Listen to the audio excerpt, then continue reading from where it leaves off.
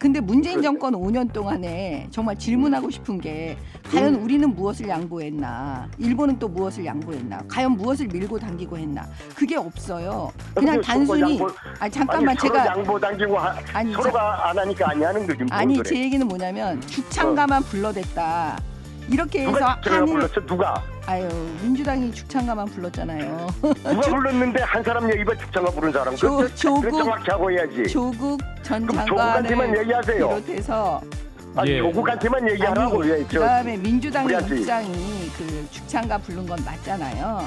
그렇기 때문에 외교 당신네들이 자체를 만들어낸 프레임이지 누가 죽창가 불렀어. 나 왜- 그런 적 없어. 나 죽창가가 뭔지도 몰라요. 외교 자체를 없애버렸다 이런 평가를 지금 많이 하고 있잖아요. 그러니까 그런 부분에 대해서 엄청나게 애썼어요. 사실은 일본이 아대 정권이 그 막아버렸죠. 엄청 애썼어.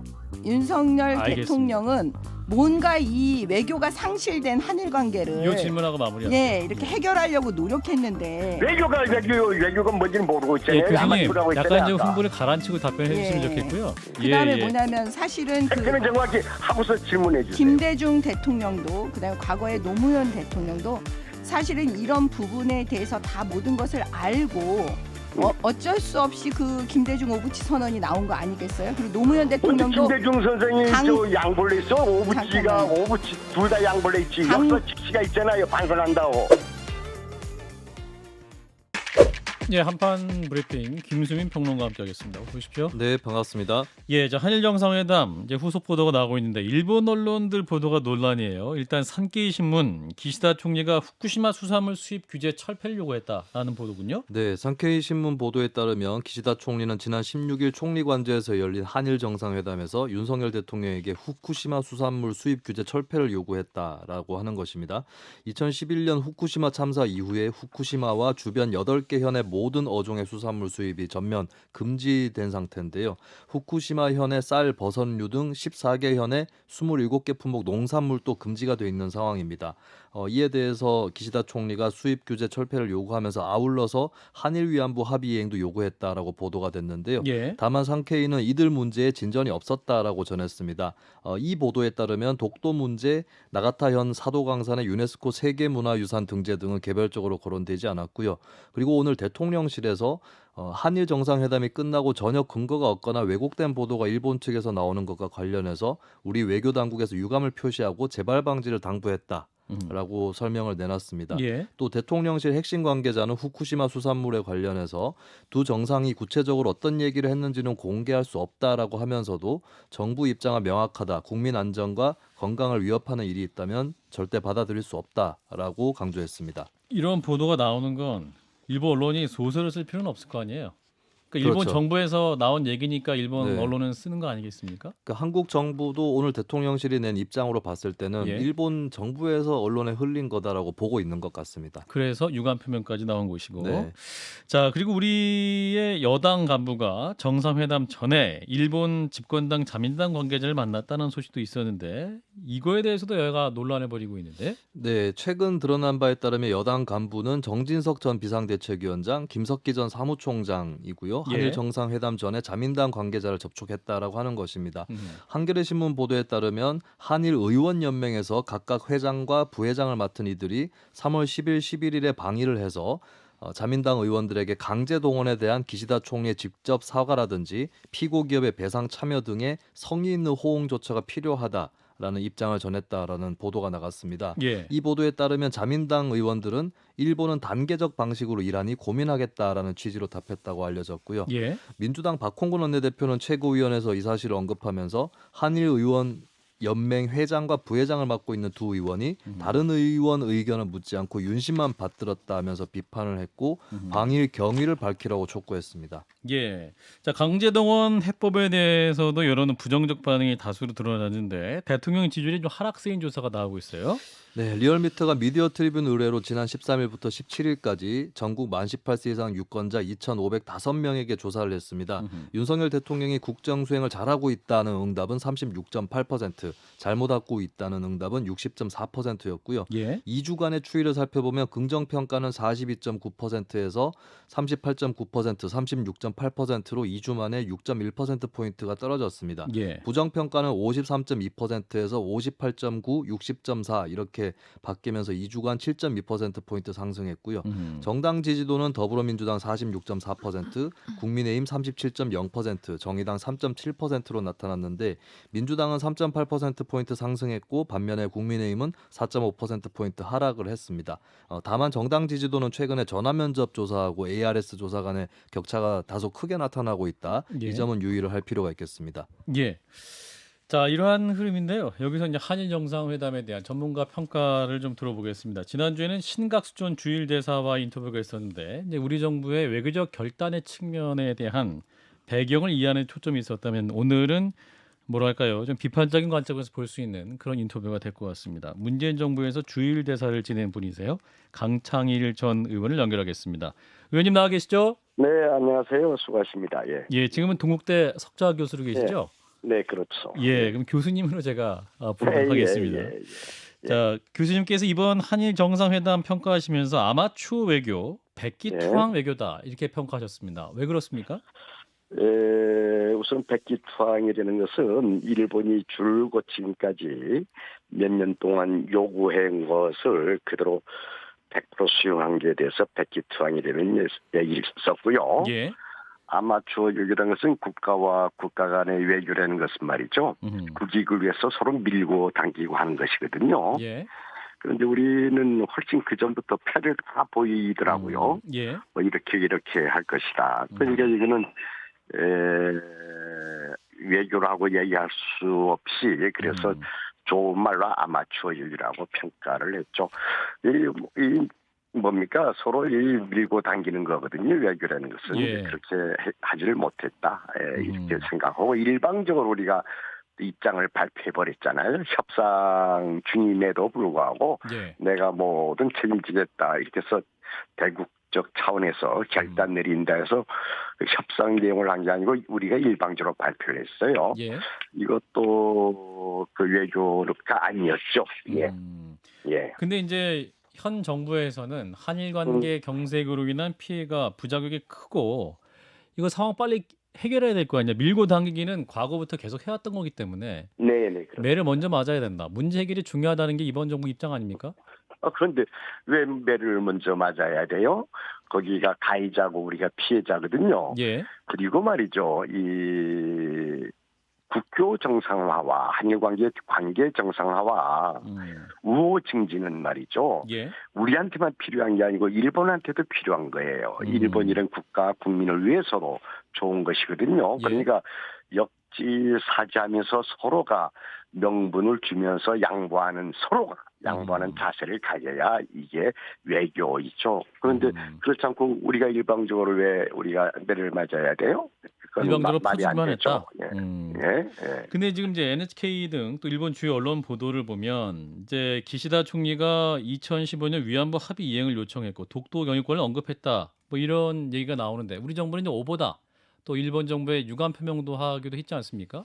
근데 이런 상황은 왜 발생한다고 보십니까? 그러니까 저는 그 일본이 무례해요.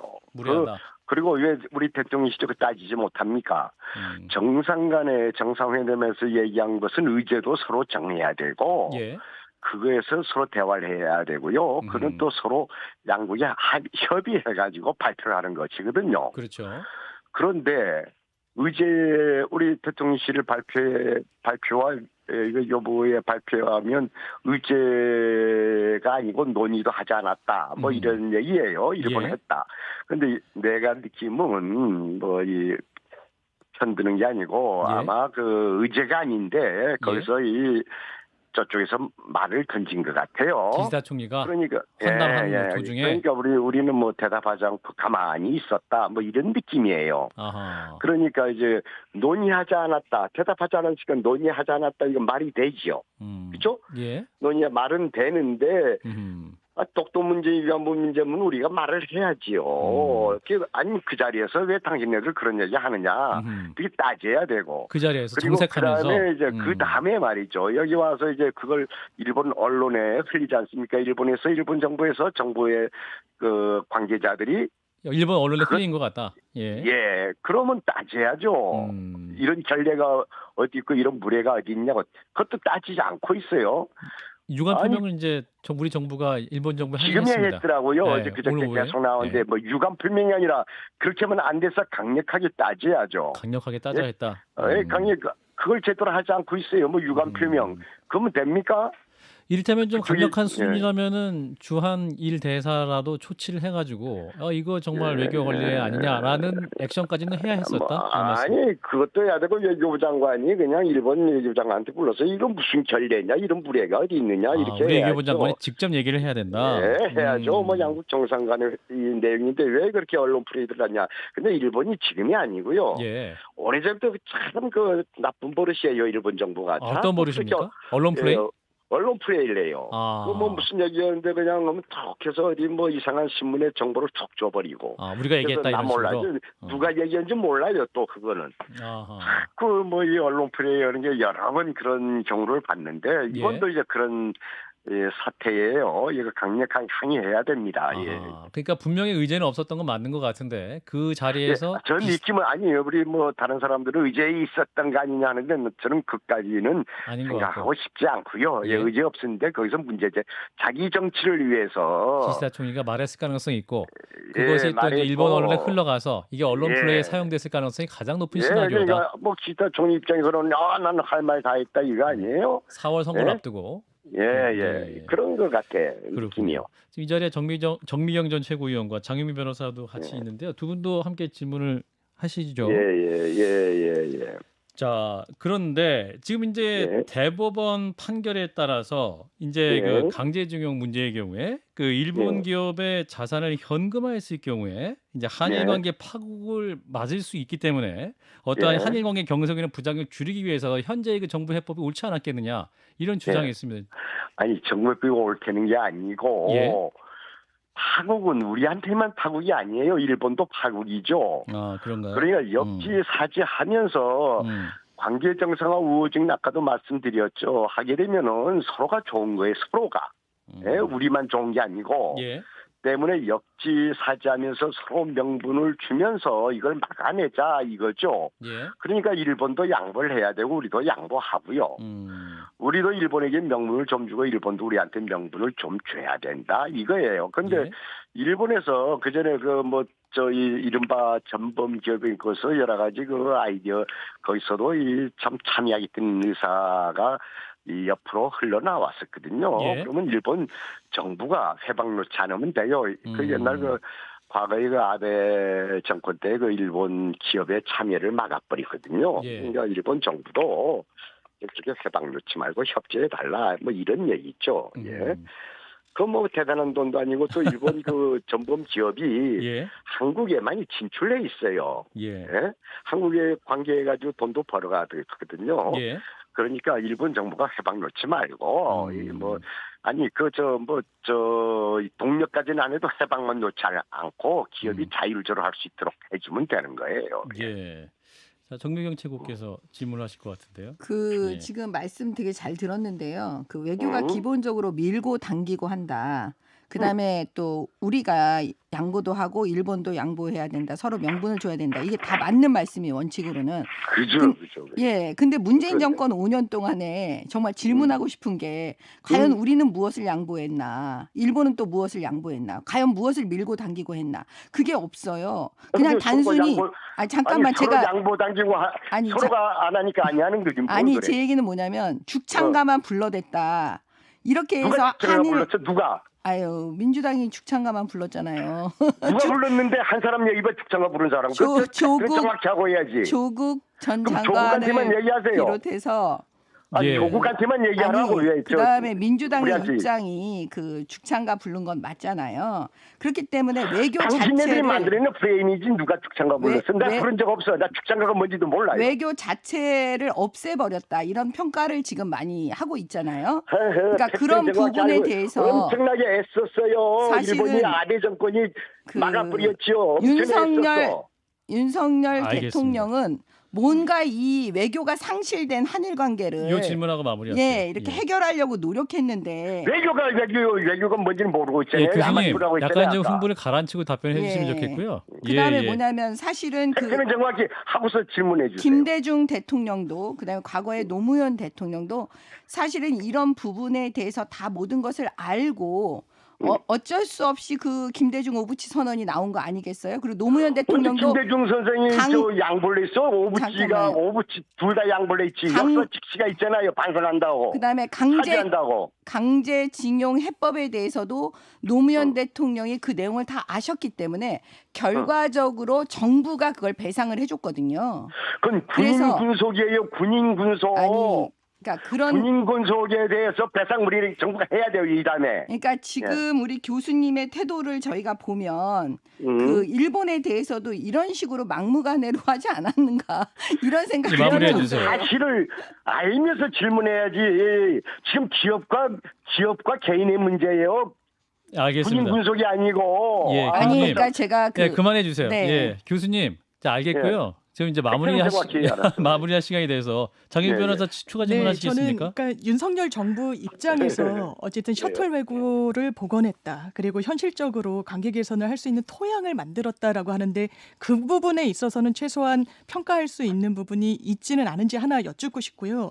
오히려 이번 방일과 관련해서 성과가 참 부족하다는 지적에는 동의가 되는데 실제로 일본에서 강제징용 문제를 한국이 양보를 하니까 그 뒤로 계속 독도 이야기 나오고 후쿠시마 오염수 얘기 나오고 더 우리 정부한테 양보만을 밀어붙이는 국면이 펼쳐지진 않을지 우려되는 것도 사실이어서 어떻게 전망하시는지 좀 그건 이 여쭙고 다음에 싶습니다. 우려하시고요. 우선은 네. 이렇게 합시다. 이야기가 떠나서 지금 이제 첫 단출 메세요. 예. 시작이에요. 예. 시작했으니까 이건 큰 성과입니다. 셔틀 재개하고 지금부터가 심히 걱정이 되지만은 지금 저희 열심히 잘해주기를 원하는 거예요. 현 정부가. 예. 시작이니까 끝이 아니라 이거예요. 지금부터 이제 대화를 계속 해나가야 하는데 밀리지 말고 그대로 제대로 해줬으면은 성과가 날 수도 있겠다. 그런데 암담하긴 암담합니다만 기대는 해봅니다. 예, 그러니까 우리 정부 입장에서는 이제 일본의 추가적인 조치를 기대하는 입장인데요. 어떤 조치가 좀 단계적으로 나오면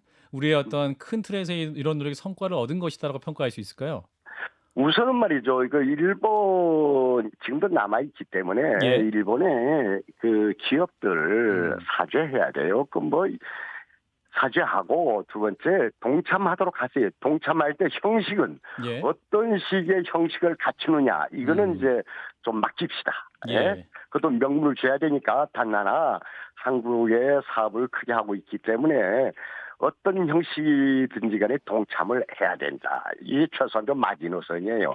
그리고 지금까지 얘기가 잘 되고 있었어요. 예. 그런데 다 이제 올스톱돼서 지금부터 이제 시작을 해야죠. 예, 알겠습니다. 예. 일본 기업의 또 자발적 참여를 유도하는 그런 다음 단계를 기대한다는 말씀. 여기까지 듣겠습니다. 그죠. 예, 고맙습니다. 그렇습니다. 예, 수고하세요. 예. 네, 지금까지 문재인 정부 시절 주일 대사를 지낸 분이죠. 강창일 교수와 함께했습니다. 예, 뜨거운 토론이 있었는데요. 자, 두 분 한 말씀씩 들을까요? 자, 평가를 좀 들으면 먼저 정미경 전 최고께서 말씀 주세요. 예. 그 한일 문제는 사실은 그 국민들께서도 가장 잘 아세요. 근데 굳은 일을 누군가는 해야 되는데 우리 예. 윤석열 대통령께서 하신 거다. 예. 그래서 저는 그렇게 평가를 하고 앞으로 그 일본도 그거에 부합해서 잘할 거다라고 전망을 하고 있고요. 그 말씀하신 대로 그 기업이 일본의 기업이 참여하는 거 저는 그게 그 맞다고 보고 우리 있고요. 정부가 굳은 일을 했고 예. 이제 어떤 일본의 대답을 기다릴 네, 차례다. 네. 그 다음에 또 마지막으로 한 말씀만 예. 드리면 그 윤석열 대통령께서 직접 예. 그 국민들께 음. 왜 이런 결정을 하셨는지에 대해서 그 솔직하게 더 진솔하게 더 설명을 해주시면 음흠. 더 좋지 않을까. 아, 추후에라도. 네, 예. 저는 이렇게 봅니다. 네, 장 변호사님. 윤석열 정부가 일본에 상당한 선의를 기대하고 양보를 했던 것 같습니다. 그렇다면 이렇게 양보를 하고 한 발 물러섰을 때 일본이 어떤 태도로 나올 것인지에 대해선 최소한 진단이 있었어야 되지 않느냐. 아까 지금 강창일 전 대사도 지적했지만 이게 공식 의제가 아닌데 독도, 위안부 굉장히 민감한 이슈예요. 그렇죠. 윤석열 대통령을 상당히 난감하게 할 수 있는 의제들입니다. 그런데 그것이 설사 오갔다면 상당히 무례하다고 볼 수 있고요.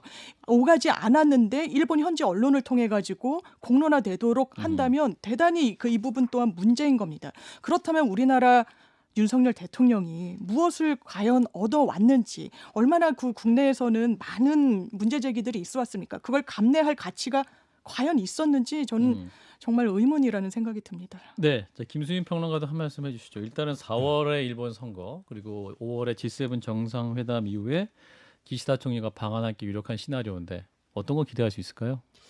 글쎄요. 일단 근데 윤석열 정부에서 준비를 해야 될 것은 예. 물론 외교를 하다 보면 선제적으로 양보를 해야 되는 순간들이 많이 있습니다. 그렇죠. 뭐 일본뿐만 아니라 북한이라든지 그렇습니다. 미국, 중국 등등과 외교할 때도 그런 건데 그 양보가 먹히지 않을 때 플랜 B에 대해서 대비가 돼 있는 것, 보관이 있는 것이 가장 중요한 부분이거든요. 예. 거기에 대해서 좀 방안들을 마련하지 못한 게 있다면 마련을 하는 것이 좋지 않나 그렇게 보이고, 그리고 사실 이제 이번에 결과를 도출하기 전에 그동안에 만약에 물밑에서 싸워온 것들이 있다면 그것이 나중에 또 효과를 발휘할 수 있을 겁니다. 그래서 사실 그 부분이 드러나 있지 않은데 나중에 드러나는 그 결과를 보고 그러면 그동안 얼마나 치열하게 외교전을 전개했는지 그 부분도 같이 평가가 될 것이다.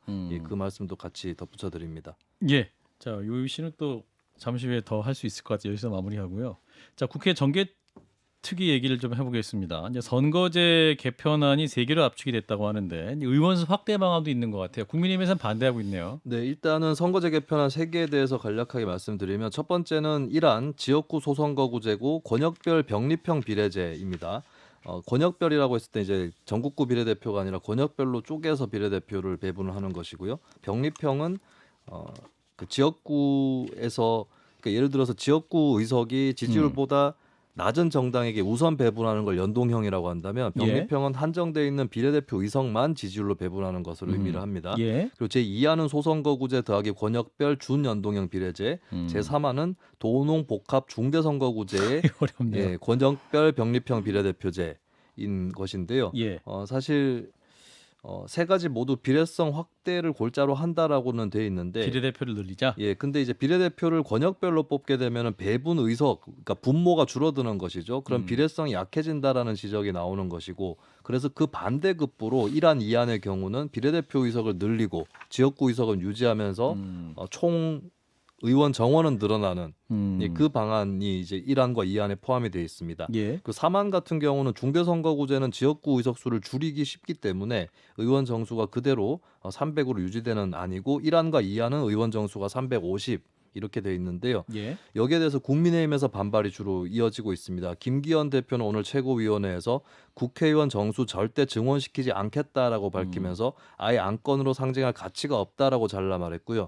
주호영 원내대표는 우리 당 의원들 의견이 반영된 안을 중심으로 논의될 수 있도록 해야지, 그렇게 해야 전원위원회가 열릴 수 있다라고 하면서 전원위원회 참여 거부를 시사했습니다. 아하, 그러네요. 자, 일단은 이게 자세한 내용은 뭔가가 이제 잘 조명은 안 되고 일단 의원 정수 확대만 좀 이슈가 돼가지고 절대 반대다 이런 국민의힘 의견이 오늘 정치부 지면을 다 채웠는데, 자, 정미경 전 최고께서 어떻게 생각하세요? 이게 전통적으로 민주당과 정의당은요 비례대표를 확대하고 국회의원 의석수를 늘리자고 하는 입장이에요. 아, 국민의힘은 안 그렇습니까? 예, 국민의힘은 그렇지 않죠. 지난번 문재인 대통령 계실 때, 문재인 정권 있을 때도 예. 그 선거구제 개편할 때도 마찬가지로 연동형 비례대표제 나왔었잖아요. 예, 예. 그때도 의석수를 늘리자고 한 건 민주당이었거든요. 그런데 반대했죠. 그때 국민의힘이? 당시 국민의힘이. 그럼 지금도 마찬가지인 거죠. 국민의힘은 왜냐하면 국민들의 뜻은 국회의원 의석수를 줄여라입니다.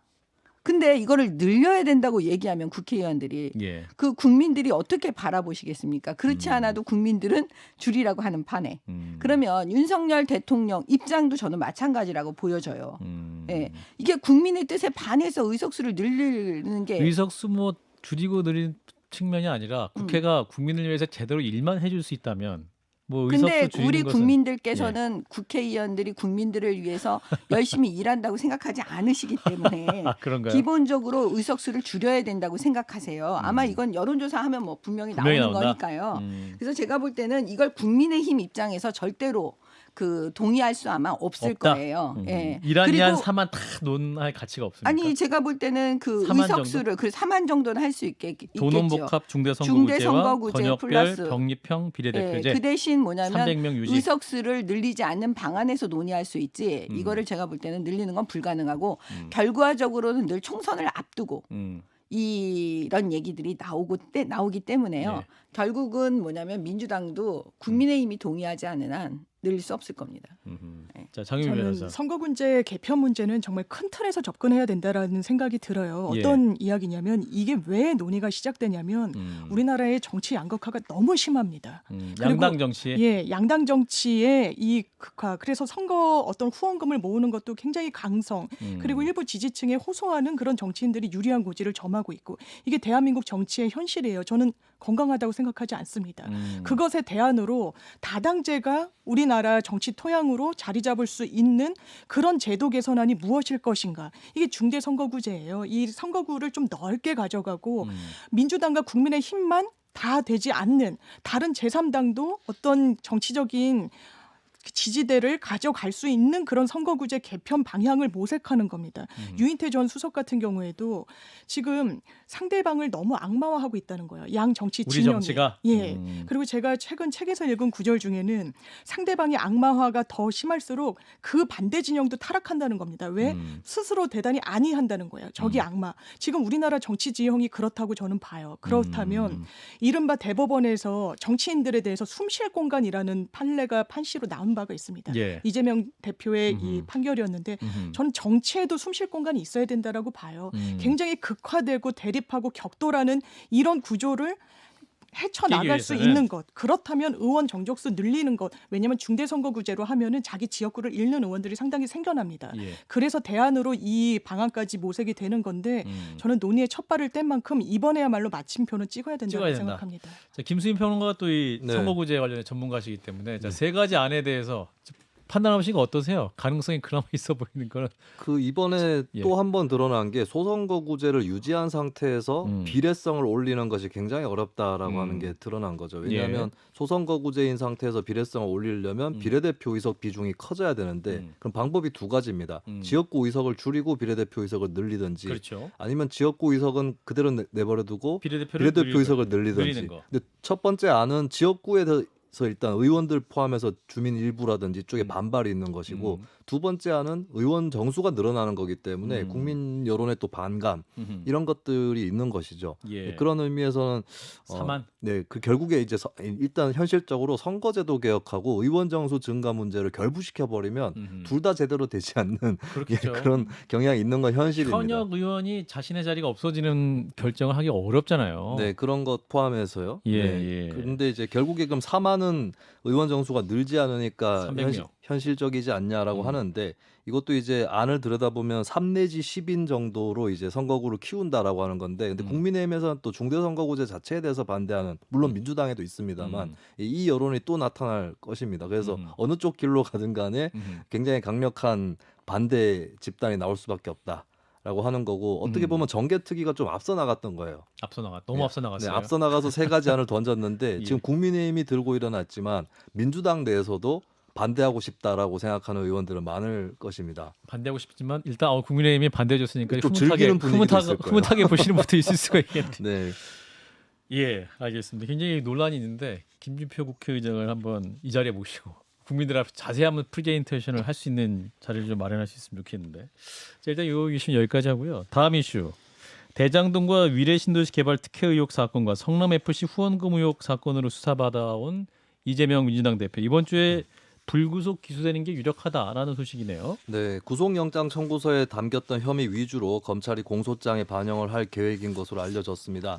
내용을 보면 서울중앙지검이 맡아왔던 대장동 위례신도시 개발 특혜 의혹 사건과 관련해서 특정경제가중처벌법상 배임, 부패방지법 위반, 이해충돌방지법 위반 혐의를 적용하고요. 성남지청에서 사건을 넘겨받았던 성남FC 후원금 의혹 사건과 관련해선 특정범죄가중처벌법상의 제3자 뇌물 공여 그리고 범죄수익은닉규제법 위반 혐의를 영장 청구서에 기재를 한 바 있는데 예. 이것이 대체로 그대로 당겨질 내용으로 보여집니다. 음. 다만 영장 청구서에서 빠졌었던 428억 약정 의혹, 그러니까 천화동인 1호 지분을 대주주 김만배 씨가 이 대표 측에게 주기로 했다는 의혹은 공소장에도 포함되지 않을 가능성이 상당히 높다라고 점쳐지고 있습니다. 김만배 씨에게 유의미한 진술을 그동안 얻어내지 못했고 또 검찰은 추가 수사를 이어간다는 그런 방침입니다. 예, 현재까지 제기된 성남FC 그리고 대장동 위례 신도시 관련 혐의 이제 정리를 해주셨는데요. 자, 정미경 최고부터 말씀 주시면 불구속 기소되는 거 유력하겠죠? 아니 지난번에 이제 구속 영장을 청구했는데 체포동의안. 체포동의가 부결되니까요. 부결됐어요. 그러면 남아 있는 건 다시 재청구를 할 것이냐, 음. 고건에 대해서 음. 아니면은 그 불구속 기소할 거냐. 음. 근데 결국은 대부분 불구속 기소를 택하죠. 검찰은 예, 그래서 음. 이제 이번에 불구속 기소하는 건 뭐 그냥 자명한 어떻게 음. 순리대로 가는 거고요. 예. 그다음에 기본적으로 이제 지금 다 말씀해 주셨지만 핵심이 대장동 사건에서는 이제 업무상 배임 그 부분에 대해서 다 이제 7,886억 원을 예. 그 민간업자들한테 몰아주고 음흠. 4,895억 원을 손해를 끼친 거잖아요, 성남시에. 음. 그러니까 그 부분에 대해서 이제 업무상 배임 딱 떨어진다고 저는 보고요. 그다음에 성남 FC 사건은 제3자 뇌물이 되는 거고. 그다음에 위례 신도시는 이제 부당이득 211억에 대한 그러니까 큰 이제 테두리 안에서 그다음에 나와 있고 나머지는 이제 소소하게 뭐 뇌물죄 뭐 이런 게 들어가는 거니까요. 아마 불구속 기소는 그냥 자명한 겁니다. 저는 정임 검찰 변호사? 수사가 좀 반쪽짜리다. 왜 그러냐면요. 영장 청구서에도 428억 원이 담기지 못했다라고 하잖아요. 그렇습니다. 그럼 이제 배임이라고 했을 때 무려 성남시에 끼친 해가 5천억 원에 달한다는 거예요. 그렇다면 그 동인이 있어야 됩니다. 그 원인 왜 그런 선택을 했을까? 성남시장으로서 왜 그런 역할을 했을까? 네.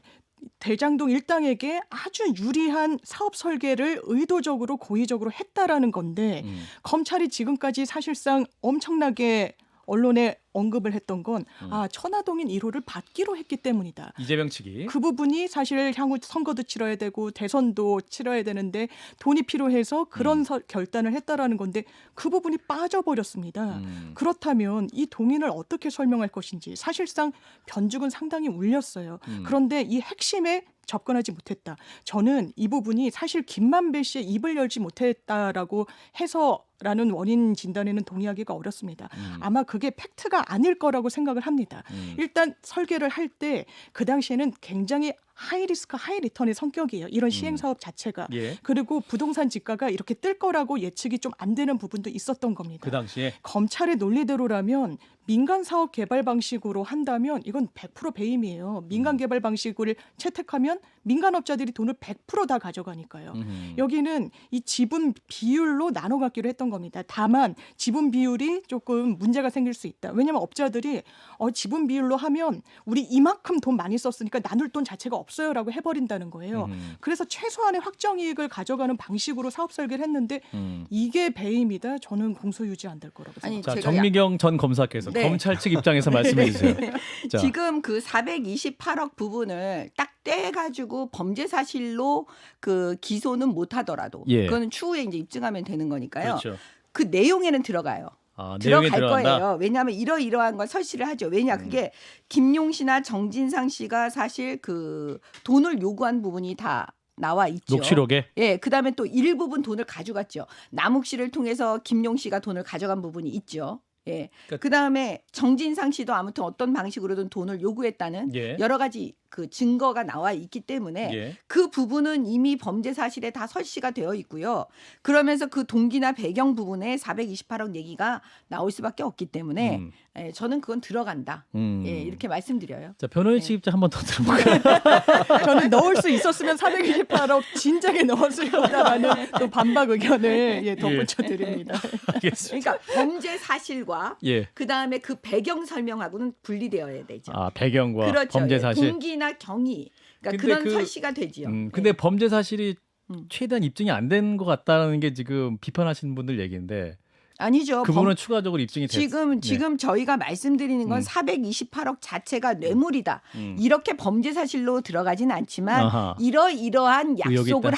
하고 돈이 이만큼 가고 저만큼 가고 이런 얘기는 설시가 된다.